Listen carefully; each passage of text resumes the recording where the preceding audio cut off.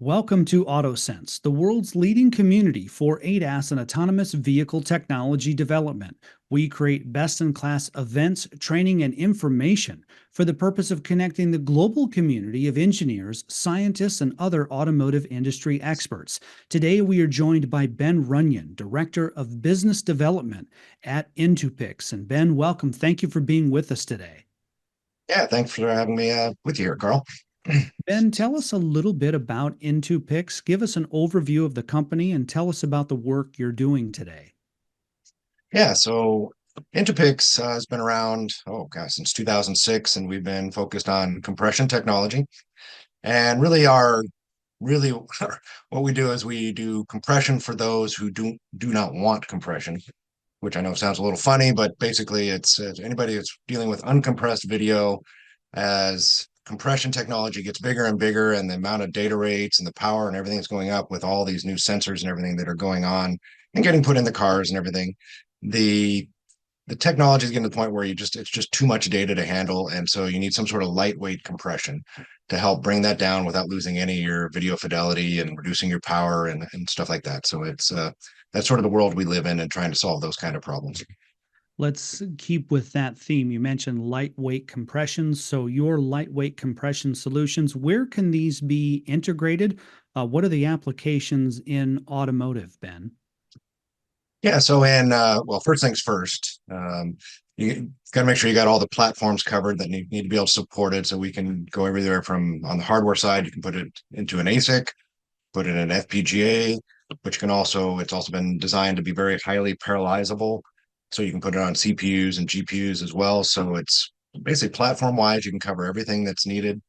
And then within automotive, the specific applications, as we're all seeing in our cars today, and moving forward, they're putting more and more sensors into the cars, image sensors, and anywhere 4, 6, 8, 10. I've even heard up to 16 image sensors in a car for some of these truly autonomous vehicles. And you can just imagine the amount of data coming off all those sensors and how to handle all that. And so that's one of the things we're bringing in with our TicoRaw compression technology, is to really bring those data rates down by anywhere 10 to 15x, so you can handle the data, but without losing any of your video fidelity that comes with that. TicoRaw compression technology, Ben. How is this solution of yours helping advance autonomous driving?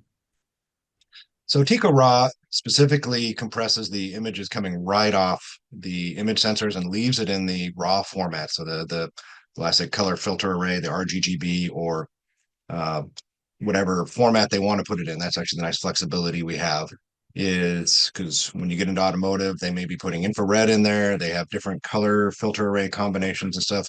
And the beauty of leaving it in RAW is that it's actually smaller than if you leave it in video. So your 8, 10, 12-bit sensors, you leave it in that kind of resolution instead of if you go to standard RGB kind of video, that's 10 plus 10 plus 10, so you're up to the 30-bit kind of pixels. So obviously the smaller the bit rates, the smaller the bits, the less size that you have. So one, we save the amount of size you're transmitting, but also you're lowering power, you're simplifying the cable requirements, because you don't have to go to a 10 gig or 100 gig kind of cabling. You can stay at your 1 gig or 2.5 gig kind of cabling. So there's just lots of benefits by just bringing the data rates down a little bit without losing any of your video quality. Of course, there's a lot of artificial intelligence being done on these images, so the quality of these images has to stay very, very good.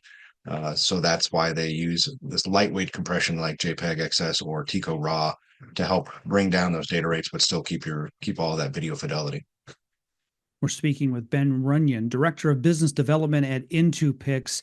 And Ben, with TicoRaw, how does that compare to, say, maybe uncompressed sensor data or video?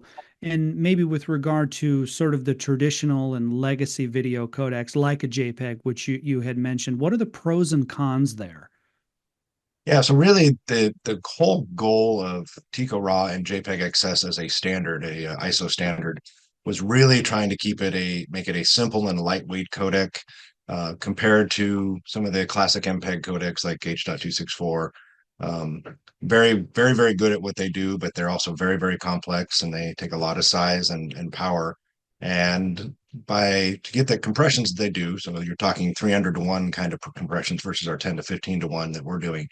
Um, that's when you're trying to go for that level of compression, you're making a lot of assumptions, you're doing a lot of things to the video, so it's no longer that pristine video. It's not like uncompressed video. Um, so the so that's really the big difference between a legacy codecs that we're all familiar with and the new JPEG XS is that it does allow you to keep that fidelity, that the uncompressed nature of the video, but by not putting too much compression on it.